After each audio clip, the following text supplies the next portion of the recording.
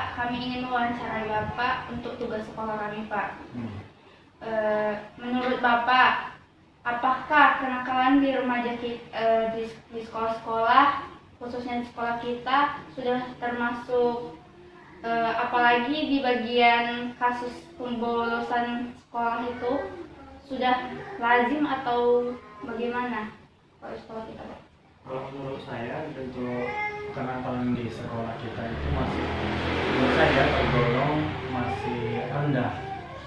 Akhir-akhir ini sekolah sudah melakukan beberapa ragam, baik itu meminimalisi agar siswa itu tidak bolos, tidak cabut, tidak keluar pagar. Sekolah sudah berupaya, ditambah dengan pintu gerbang di beberapa sisi itu kita tambah, terus personil tiap jam keberapa nanti ada yang keliling untuk patroli.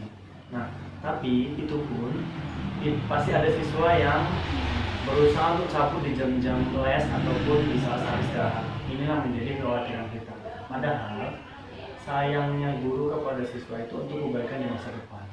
Intinya adalah tetap ada yang seperti halnya kenakalan remaja seperti itu, tapi masih tahap wajar untuk sekolah kita. Itu menurut para guru.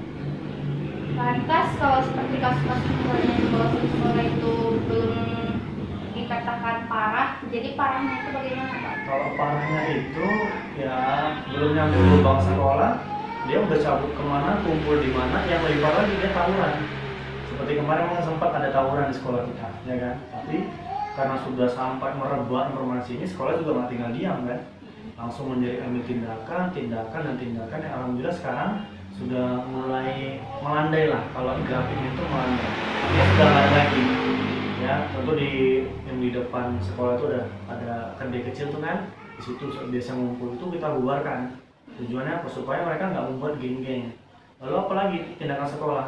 Kalau kita lihat ada baju-baju praktek, baju-baju pramuka, baju putih yang ada logo-logonya itu betul dicekal oleh guru-guru BP dan guru-guru kelas agar itu meminimalisir kelompok-kelompok kecil yang akhirnya dia mengajak jadinya tawuran. Ini kita nggak mau. Image-nya juga tidak hanya ke anak tersebut, tapi image-nya ke sekolah kita juga. Benar ya? Itu namanya. Biasanya kalau kasus pembolosan itu ada termasuk kenakalan remaja. Kenakalan remaja yang lain yang terbiasa terjadi di sekolah selain itu yang Bapak sebutkan tadi apa lagi, Pak? Pas saat jam les pertama, les kedua itu bolak-balik permisi, padahal permisi bukan kamar mandi, ya kan? Melainkan apa? Kantin gitu. Nah, ada yang 1-2 orang nanti permisi, pilotnya kemana? Kantin, tidak ke kelas, tidak ke entah dia ke kamar mandi, enggak. Yang lebih parah juga kemarin kita dengan informasi ya, bahwa kan jam istirahat itu dipakai bukan untuk sholat, melainkan apa? Merokok di WC sekolah. Ini juga fatal sebenarnya. Nah, kita cari selalu mereka berupaya untuk menutupi. Kita tukun merokok dibuang atau gimana lah pintarnya mereka. Tapi untuk saat ini dengan adanya perubahan jam les yang dibuat sekolah itu sudah mulai diminimalisir. Jadi di samping ada kenakalan yang cabut les, ada juga yang misalnya lompat pagar, ada juga yang karena merokok di dalam kompleks sekolah. Jadi sekolah manapun Bapak yakin itu tidak akan mungkin mau ya hal itu terjadi. Tapi yang namanya siswa lebih pintar pastinya kan, jumlahnya lebih banyak. Nah itulah.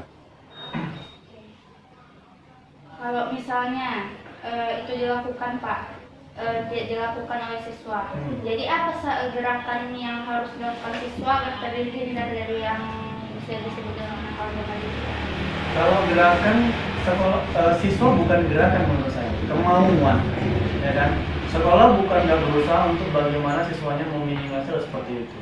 Maaf, narkoba itu gampang diserap oleh orang-orang melalui merokok. Awalnya sih merokok, tapi lambat laun karena mungkin penakalan tadi itu bisa sampai narkoba. Yang akhirnya tidurnya malam, main game sampai malam, dan sekolah jadinya bangunnya susah.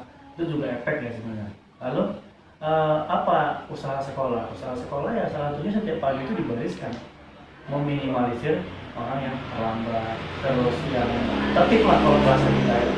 Lalu apa kira-kira untuk siswa supaya mengurangi hal itu? Ya memang kemauan dari diri masing-masing bahwa setelah tamat aku punya ijazah mau dibawa kemana? Jadi kalau nggak ada kemauan itu, ya udah menurut saya. Ya, itu Jadi kan misalnya Pak siswa melakukan kenakalan remaja, Pak.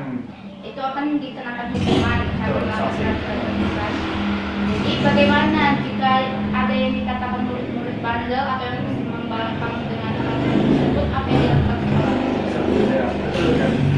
Kita di sekolah ada yang namanya reward, ada namanya punishment. Reward itu udah pasti hadiah yang diberikan ketika dia berprestasi. Punishment itu hukuman. Nah, tapi sekolah tidak serta-merta langsung menghukum berat enggak. Kita ada pasti surat pertama atau SP1 lah kalau bilang. Nah, kita panggil dulu apa masalahnya. Ketika sudah kasih tahu tapi nggak ngerti juga, baru SP2. Panggil orang tuanya dulu, ya kan? Setelah panggil orang tuanya, kita damai segala macam udah oke. Nah, ternyata diulang lagi. Mau nggak mau sanksinya adalah drop out dari sekolah. Dan itu sudah kita lakukan. Sekolah sudah melakukan dengan betul-betul bahwa anak yang memang nggak bisa dibenar lagi untuk apa? Nah, itulah sanksi yang diberikan sekolah.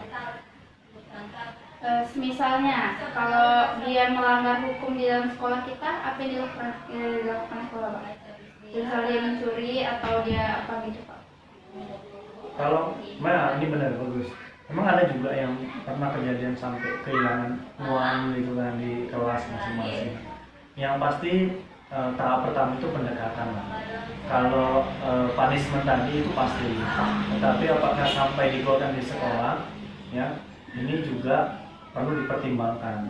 Si anak ini kalau kita keluarkan dia mau jadi apa juga. Nah, jadi sekolah itu masih punya kayak tarik ulur lah ya, nggak langsung dikeluarkan. Tapi tetap panggil orang tua itu wajib. Karena apa? 7.30 sampai jam 2 atau 1.30 itu tanggung jawab sekolah. Tapi setelah itu tanggung jawab orang tua. Maka ini gimana nih? Anak ini mau dibawa kemana? Maka orang tua dipanggil, tujuannya agar si anak ini dikasih bimbingan agar berubah dari hal-hal seperti itu. Oke, Pak. Jadi gini, Bapak mempunyai pesan moral apa yang ingin Bapak berikan kepada anak-anak Bapak? Pesan moralnya singkat aja. Yang pikirkan bahwa sekarang ini masa muda adalah masa produktif. Dan masa muda adalah masa di mana kita lagi kalau bisa mencari jati diri, lalu setelah tamat sekolah kita akan terjun ke dunia yang sebenarnya di masyarakat, di dunia kerja kan. Nah, kita cari yang namanya ya pasti finansial, uang kan gitu kan. Nah, maka untuk yang masih muda, yang masih sekolah, terus jangan pernah malas, gigih, disiplin, lalu temukan jati dirimu sampai nanti kau dapat pekerjaan yang layak, yang bisa menghidupimu sampai ya berumah tangga sampai dengan anak cucu. Oke, baiklah Pak. Saya rasa cukup pertanyaan dari saya. Saya akhiri dengan wabillahi taufiq wal hidayah. Assalamualaikum warahmatullahi wabarakatuh. Waalaikumsalam.